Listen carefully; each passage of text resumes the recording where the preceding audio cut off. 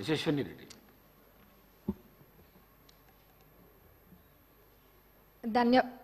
ధన్యవాదాలు అధ్యక్ష. మొదటిగా నాకు ఇక్కడ మాట్లాడడానికి అవకాశం ఇచ్చినందుకు మీకు, మరి నన్ను గెలిపించి శాసనసభకు పంపించినందుకు మా పాలకుర్తి ప్రజలందరికీ కూడా ధన్యవాదాలు అధ్యక్ష. గత 9 సంవత్సరాల నుంచి కూడా విద్యారంగం అనేది ఎంతో దారుణంగా తయారైంది అధ్యక్ష. అది నా పల్లబాట కార్యక్రమంలో ఊర్లన్నీ తిరుగుతుంటే ఆ స్కూల్స్ని చూస్తుంటే ఎంతో బాధేస్తుంది. ఎందుకంటే పిల్లలు ఎంత ఇబ్బంది ఉన్నా కానీ కొంతమంది పిల్లలు కింద కూర్చొని అసలు కనీసము మౌలిక వసతులు కూడా లేవు అధ్యక్ష. టాయిలెట్స్ అయితే అవి ఎంత దారుణంగా ఉన్నాయంటే అక్కడ పిల్లలు అవి ఎట్లా యూజ్ చేస్తుండ్రు అన్నది చూస్తేనే చూసిన వాళ్ళకి బాధ అవుతుంది అధ్యక్ష. కొన్ని చోట్లనేమో అసలు టాయిలెట్సే లేవు, కొన్ని చోట్ల ఉంటే మెయింటెనెన్స్ లేదు, ఇంకొన్ని చోట్లనేమో అసలు ఎన్ని రిపేర్స్ ఉన్నాయంటే అధ్యక్ష అది పట్టించుకున్న నాదుడే లేడు అధ్యక్ష గత 10 సంవత్సరాలలో కూడా. మరి ఇదే కాకుండా అధ్యక్ష స్టాఫ్ ప్రాబ్లం కూడా చాలా ఉంది అధ్యక్ష. మరి ఇవన్నీ కూడా మరి గత 10 సంవత్సరాలు ఎడ్యుకేషన్ అంతా వెనకాల ఎందుకు వేసిండ్రో అర్థం కావట్లేదు అధ్యక్ష.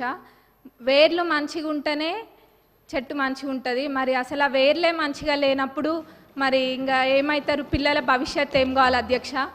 మరి గవర్నమెంట్ స్కూల్స్ ఒకప్పుడు ఎంత మంచిగా ఉంటుండే అధ్యక్ష.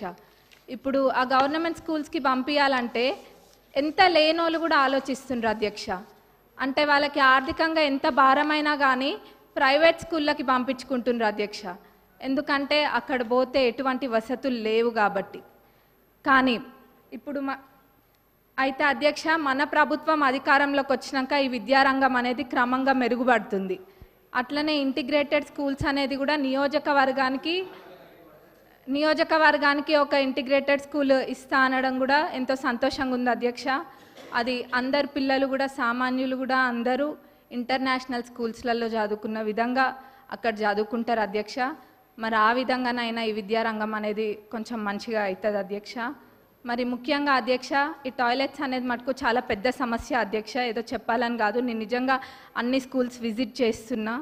మరి గతంలో వాళ్ళు చేయలేంది మన ప్రభుత్వంలో చేసి చూపిస్తామన్న నమ్మకం నాకు ఉంది. అది ఖచ్చితంగా కూడా చేస్తాం అధ్యక్ష. మరి అట్లనే బడ్జెట్కి వస్తే అధ్యక్ష, ఇప్పుడు ఈ సంవత్సరం బడ్జెట్లో ప్రాథమిక విద్యకు 17,931 కోట్లు, మరి ఉన్నత విద్యకు 2,859 crores అండ్ టెక్నికల్ ఎడ్యుకేషన్కి 490 crores చెప్పున మొత్తం ప్రభుత్వం కేటాయించింది అధ్యక్ష. మరి మొత్తం కలిపి చూస్తే 21,000 కోట్ల పైన అధ్యక్ష. మరి దీన్ని బట్టే తెలుస్తుంది మన ప్రభుత్వము ఈ శాఖకి ఎంత ప్రాధాన్యత ఇస్తుందనేది. ఎందుకంటే ఎవరైనా చదువుకుంటే చాలు, మన దగ్గర ఆస్తి ఉన్నా లేకపోయినా ఆ విద్య మనకు ఆస్తి అన్నది మన ప్రభుత్వం నమ్ముతుంది కాబట్టి ఈ విధంగా బడ్జెట్ పెట్టడం జరిగింది అధ్యక్ష. మరి నేను ఇందాక అన్న విధంగా వాళ్ళు చేయండి తప్పకుండా మన ప్రభుత్వం చేసి చూపిస్తుంది. మరి మా పాలకుర్తి నియోజకవర్గానికి వస్తే అధ్యక్ష, దేవాదుల కింద మాకు ప్యాకేజ్ 6 అని ఉంటుంది అధ్యక్ష. మరి అన్నీ కంప్లీట్ అయినాయి కానీ అధ్యక్ష ఎందుకో మా ప్యాకేజ్ 6 మటుకు గత 10 సంవత్సరాలకు ఎంతో నిర్లక్ష్యానికి గురై ఉంది అధ్యక్ష. అది ఎంత పెద్ద ప్రాజెక్ట్ అంటే మొత్తము దానివల్ల 78,000 ఆయకట్టుకి నీరు వస్తాయి అధ్యక్ష. అయినా కానీ ఎంతో నిర్లక్ష్యం చేసిండ్రు అధ్యక్ష. మొత్తం కలిపి కూడా 30-35% పనులు కూడా పూర్తి కాలేదు అధ్యక్ష. రైతులు అంటే అంత చిన్న చూప అధ్యక్ష. మనము ఇప్పుడు రైతుని రాజు చేసే ప్రభుత్వం మన ప్రభుత్వం అధ్యక్ష. కాబట్టి మన ప్రభుత్వంలో ఇది ఖచ్చితంగా చేయాలి అధ్యక్ష. మరి ఆ 30-35% కూడా కంప్లీట్ కాలేదు. ఏమైందంటే గత ప్రభుత్వంలో గత పాలకులు ఏదో ఎలక్షన్ల ముందు ఆదరాగా జనాలకు చూపించుకోవడం కోసం అని చెప్పి పాత కాంట్రాక్టర్ యొక్క టెండర్ని రద్దు చేసి కొత్త కాంట్రాక్టర్లను పిలిపించి ఆ ఎస్టిమేట్లో ఎన్నో తప్పులతో అధ్యక్ష, ఎన్నో మిస్ చేసి ఎస్టిమేట్ వేసిండ్రు అధ్యక్ష. మరి అప్పుడుతో పోలిస్తే జిఎస్టీ కూడా మరి 12% నుంచి ఇప్పుడు 18%కి పెరిగింది అధ్యక్ష. ఇట్లా ఎన్నో ఇబ్బందులతోటి ఈ కాంట్రాక్టర్లు కూడా పనులు చేయలేకపోతుండ్రు అధ్యక్ష. కాబట్టి ఈ పాత ఎస్టిమేట్ని కొంచెం సవరించి కొత్త ఎస్టిమేట్ తయారు చేసి అట్లనే పనులని ప్రారంభించాలని చెప్పి మీ ద్వారా గౌరవ గౌరవ ఇరిగేషన్ మినిస్టర్ గారిని మరి గౌరవ సీఎం గారిని కోరుతున్నాం అధ్యక్ష. ఎందుకంటే చాలా పెద్ద ప్రాజెక్ట్ అధ్యక్ష, 78,000 ఎకరాలకి ఇది నీరు అందిస్తుంది కాబట్టి ఇది పెద్ద ప్రాజెక్ట్ అధ్యక్ష. దీన్ని మన ప్రభుత్వంలో పూర్తి చేసి చూపించాలి అధ్యక్ష మనము. మరి అట్లనే అధ్యక్ష కాలువలు అధ్యక్ష, కాలువలు కొన్ని చోట్ల అధ్యక్ష అన్ని చాలా మటుకు కాలువలల్లో అన్ని చెట్లు మొలిచి ఉన్నాయి అధ్యక్ష.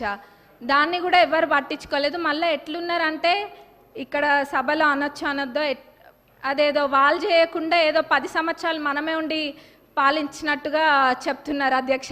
ఏమైంది కాలువల్లో అవి ఉన్నాయి ఇవి ఉన్నాయి అని. మరి నవ్వాలో ఏడవాలో తెలియదు అధ్యక్ష.